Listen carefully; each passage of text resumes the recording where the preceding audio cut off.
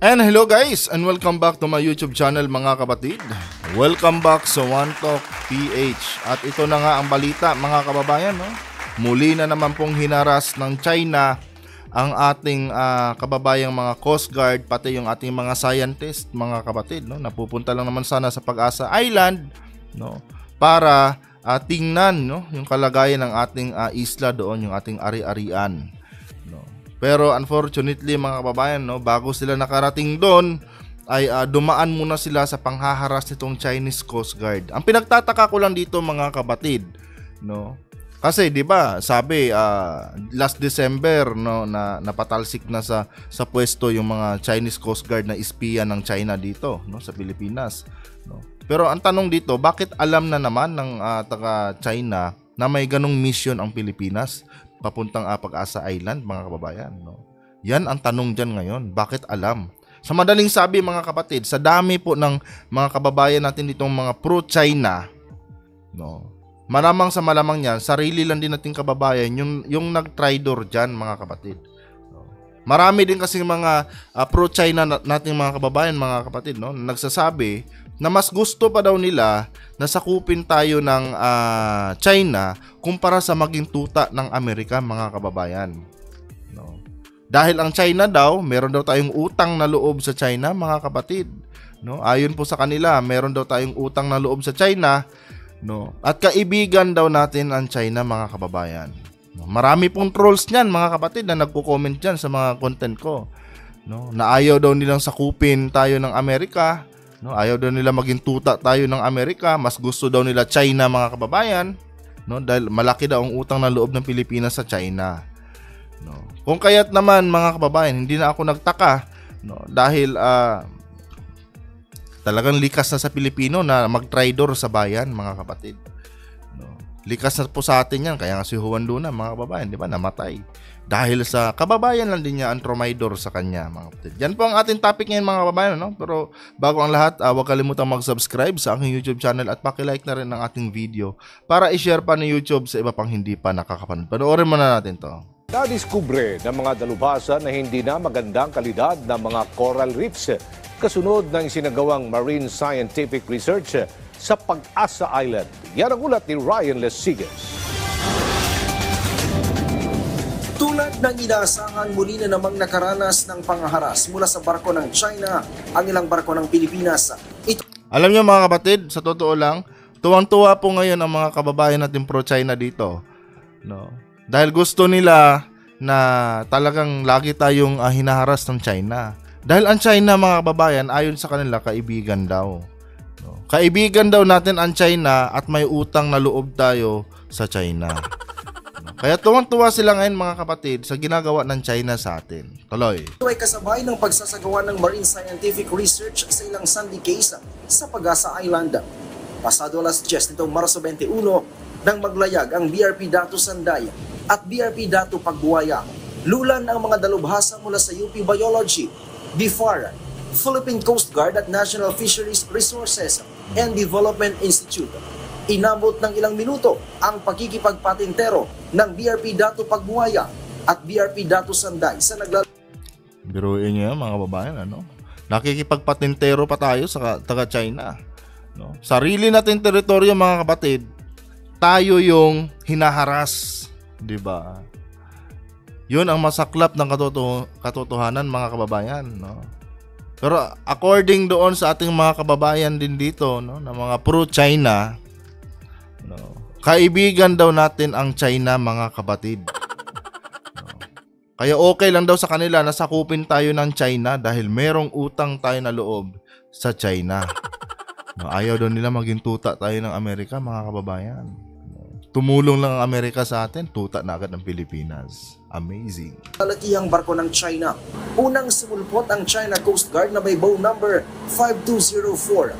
Pilit na hinaharang ng CCG ang dalawang barko ng Pilipinas.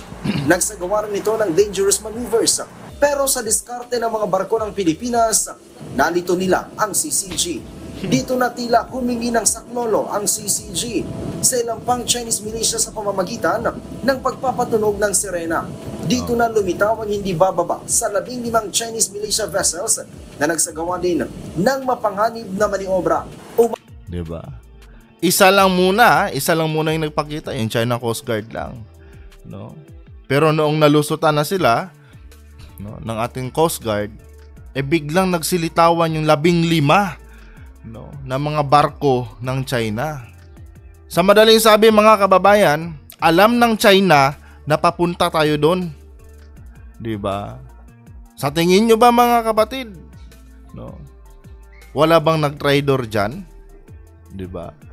Sa madaling sabi, mga kababayan, no, hindi lang talaga 36 na Chinese yata yung nabisto, no? Sa tingin ko meron pa yata talagang iba diyan eh. Or yung mga kababayan natin pro-China, sila din yung nagsabi doon, mga kapatid, na oy, may gagawin yung bansa namin na ganyan diyan na.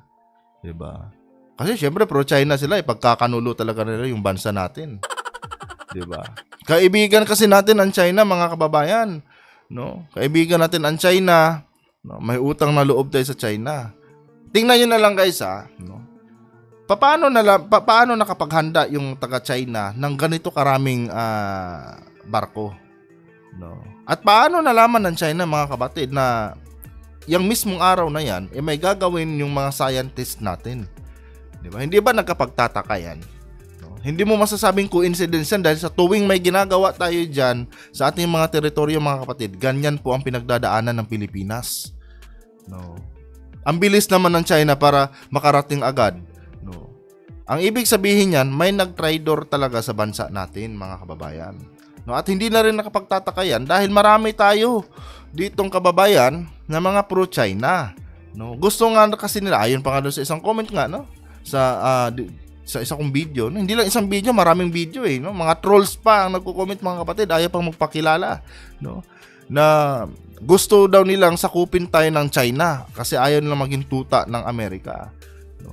So doon pa lang sa mga statement na ganon, hindi na nakapagtataka, mga kapatid, kung bakit merong kumbaga alam agad ng China yung mga ginagawa natin, no? Kasi may nagtitimbre na kasi sa kanila, no? Biruin nyo, akala ng ating mga kababayan, iisang barko lang, no? Pero biglang nagsidatingan yung 15 barko pa ng China, mga kababayan, no? Ibig sabihin, nakahanda na sila. 'Di ba? Hindi ba nakapagtataka yung mga ganyan, mga kababayan, no? Paano ba naman kasi, no? Tayo mga Pilipino, nagtatraiduran pa tayo, 'di ba? Tuloy natin. Umabot pa sa pagkakataong nasa 100 metro na lang ang layo ng mga barko ng China sa BRP Datu Sandaya. Pero nakalusot pa rin ang barko ng Pilipinas at matagumpay na nakapag-dive ang mga marine scientist mula sa UP at BFAR. It is important for us to highlight the fact that the entire duration of the marine scientific research conducted jointly by the Coast Guard and the Bureau of Fisheries and Aquatic Resources have been done for more than 4 hours. Despite of the presence and provocative action of Chinese Coast Guard vessel, our BFAR personnel, especially those sailors who are manning these vessels, still was able to deal with them professionally and was not provoked and did not end up being the result of a much more escalatory action coming from BFAR. Sa inisyal na resulta ng assessment, lumalabas na hindi na maganda ang kalidad ng coral reef ng Sandy Cay 1 at 2. Sabi ng UP biologist na si Dr. Jonathan Anticamara, pawang maliliit na corals na lang ang nasa paligid ng Sandy Cays. May mga nakita pa naman daw na malalaking corals pero patay na ang mga ito. Diba? Nakita nyo na kung anong ginawa ng China, mga kababayan, sa ating teritoryo?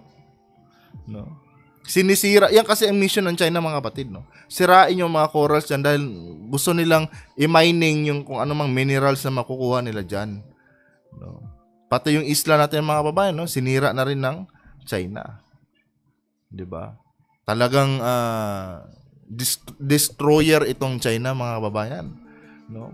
Yung mga corals, wala na ring isda, no? Pag sira ang corals, mga kapatid, ibig sabihin yan, wala nang isda yan. Pero ayon nga kay Attorney Harry Roque, mga kapatid, kaibigan natin ang China.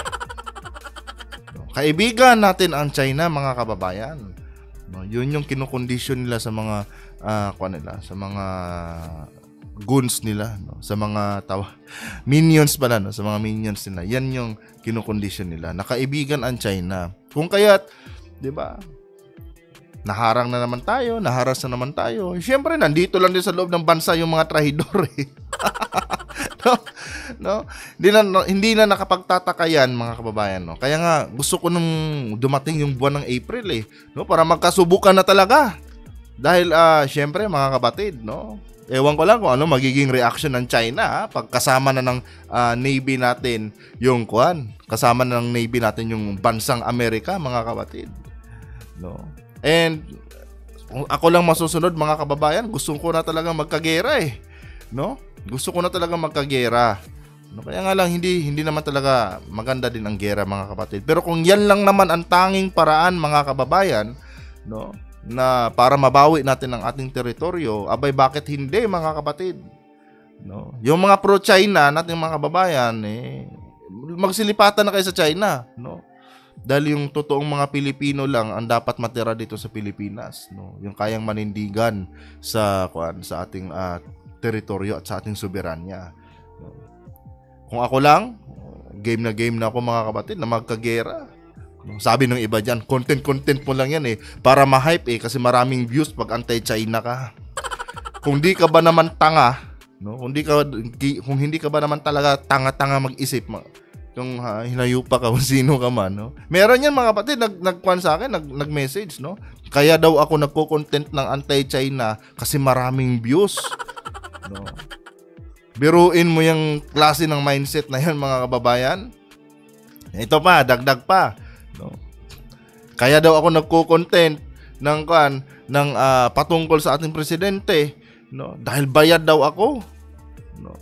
Ang iniisip kasi nila, mga kababayan, na tanging mga Marcos loyalist lang ang may karapatang magbigay ng komento sa dito, no, sa kanilang mga puon, no. Yun lang yung para sa kanila ay tama, no.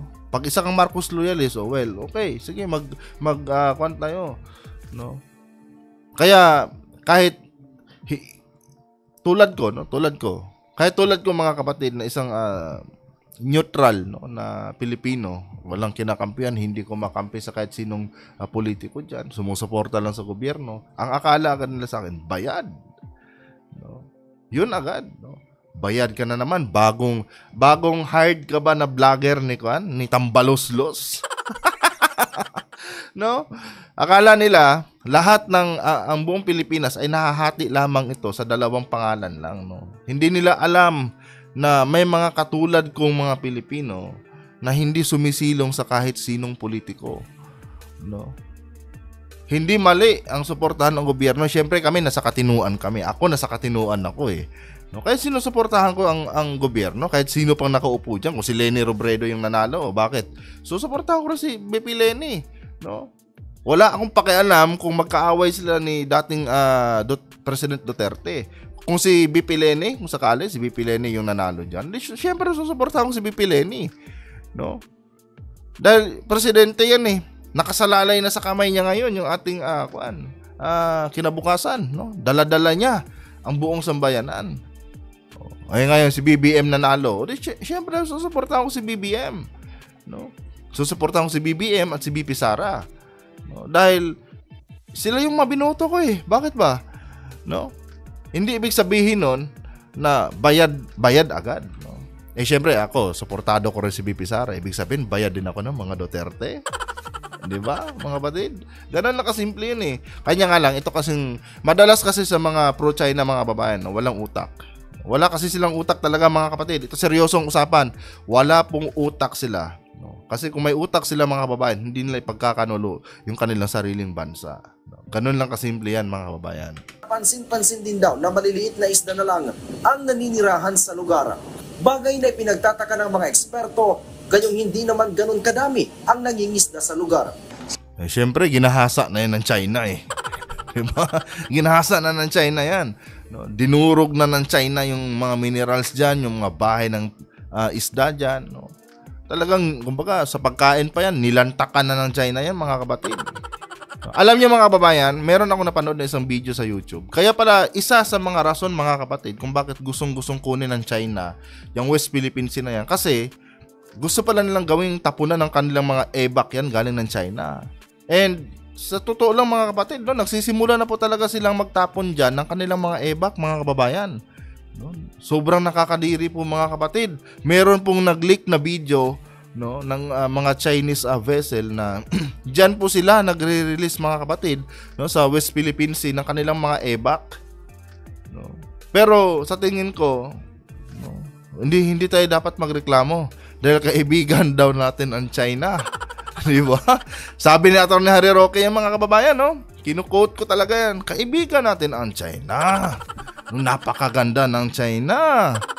Napaka-progresibong bansa daw ang China mga kapatid, ayon kay Atty. Harry Roque. Yun yung tinuturo niya sa kanilang mga minions mga kababayan. Pero ito, totoo to, legit to mga kapatid ha. Ang China po ay nagtatapon po ng dumi sa West Philippine Sea mga kababayan.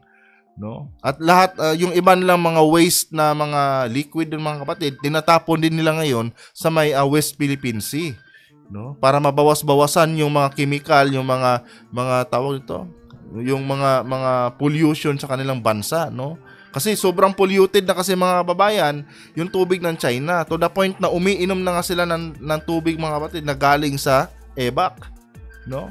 Sinasala na lang nila at yun na ginagawa nilang tubig ngayon mga kababayan, no?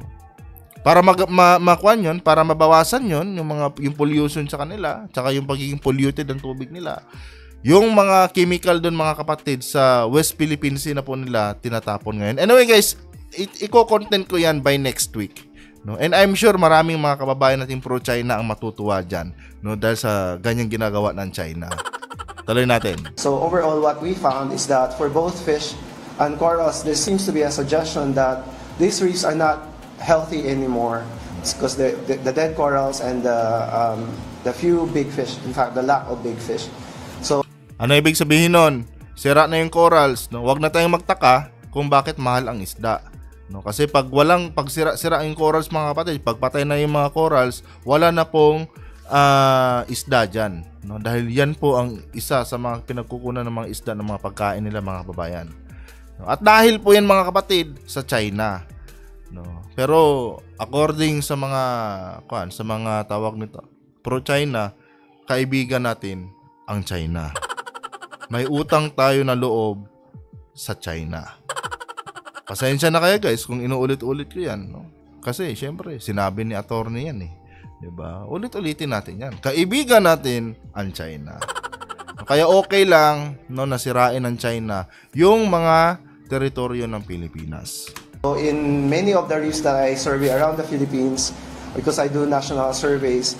Baka may magsabi diyan, puro ka naman na ad hominem Juan. Hindi, gusto ko lang ulit-ulitin yan, no? Kasi marami, alam niyo mga kapatid, no? Hindi lang naman po mga pro-Marcos ang nanonood sa akin. No? Hindi ko sinasabing pro-Marcos ako, pero madalas kasi na mga nanonood sa akin dito is mga pro-Marcos, no? And hindi lang, no? Hindi majority ng viewers ko pro-Marcos, may mga pro-China din. Kaya syempre, no, gusto nating ipaalala sa kanila mga kapatid, no, na kaibigan natin ang China. Kaya okay lang kahit sirain nila yung ating mga teritoryo at ang ating karagatan. No. When you see reefs that are lacking big fish, typically this indicates overfishing. Isa pa sa napansin ng expedition team, ang tambak ng patay na corals sa Sandy Cay 2. Paliwanag kasi ni Auntie Camara, tila hindi natural ang pagkakatambak ng mga corals. Dinudurog kasi yan mga kapatid ng mga taga-China. No? Dinudurog kasi nila yan. Kasi yung mga corals ng mga babayan, meron po kasi mga kanyan eh. Meron po kasi silang mga kinukuha dyan eh, sinasala. No? Na pangdagdag doon sa mga chemical na ginagawa nila doon sa China. No, may video niyan mga babayan, no. Siguro next week ipapakita ko sa inyo yung mga video na sinasabi ko. No, marami, kahit hindi ko na ipakita siguro dito mga kapatid, mag-research lang kayo, no, sa mga mga dirty secrets ng China mga babayan. No, doon niyo malalaman kung gaano ba ka balahura itong taga-China mga babayan.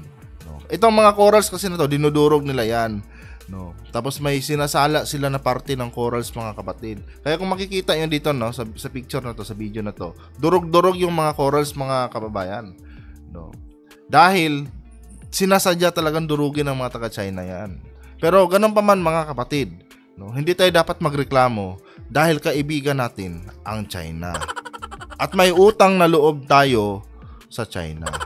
Ayon po yan kay Atty. Harry Roque, mga kababayan. No. Yan po ang gusto kong sabihin sa inyo. Napansin din daw nila na hindi magkapareho ang species ng mga buhay na corals sa paligid ng mga sandbar kung ikukumpara sa nakatambak. Indikasyon na maaaring galing ito sa ibang lugar. Diba?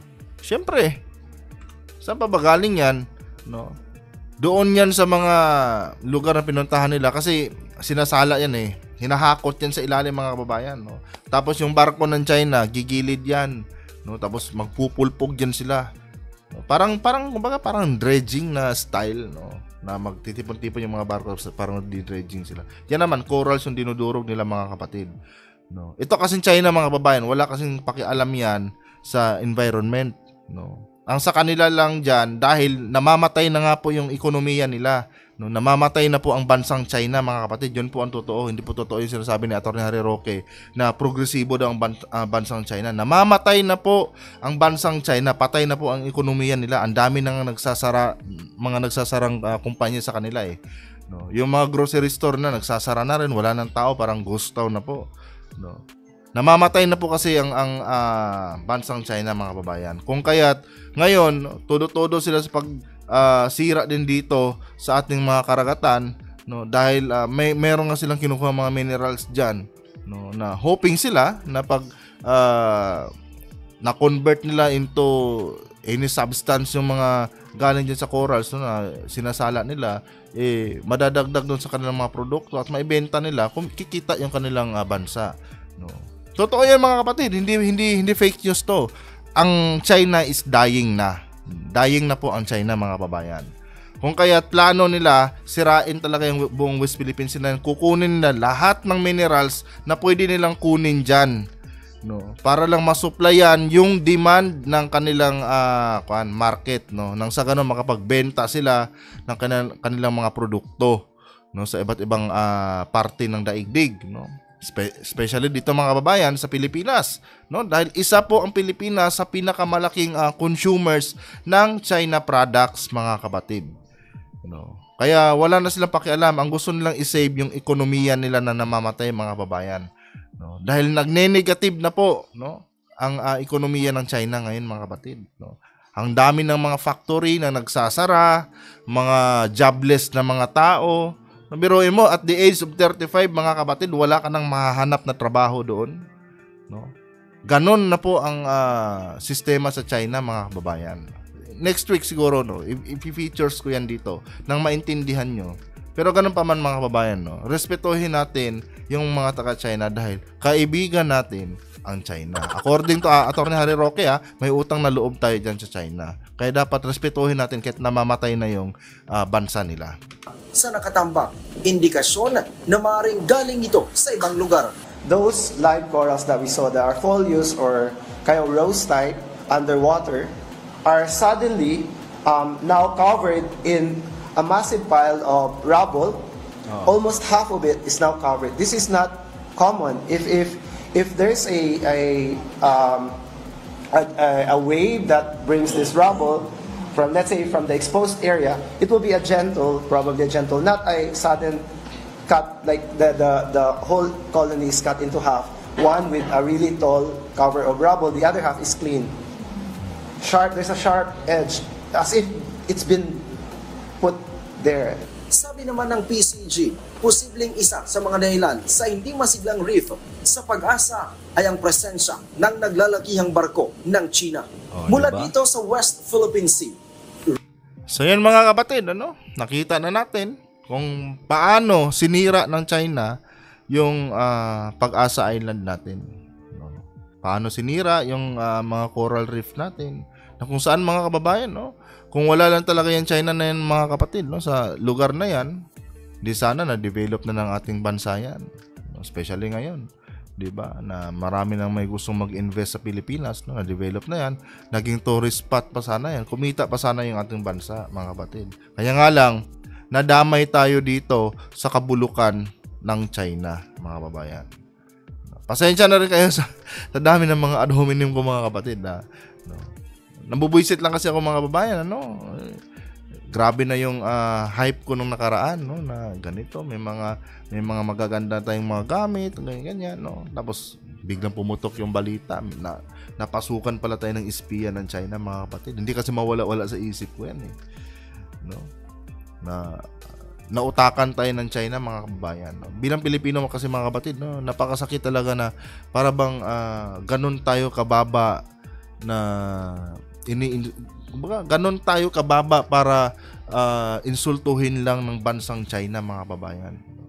Tapos dagdag pa tong mga kababayan natin na puro mga pro-China, kaibigan daw natin ang China, may utang na loob daw tayo sa China, 'di ba? Anyway guys, hanggang dito na lang yung content ko, no. At mabuhay po ang mga totoong Pilipino, mga kapatid, no. Huwag po tayong magpadala diyan sa mga nagsasabing para daw sa bansa yung ginagawa nila, no. Pero ang totoo, mga kapatid, no, gusto lang nila tayong ibenta sa China, no. Gusto lang nila talagang sakupin tayo ng China, mga kababayan, no.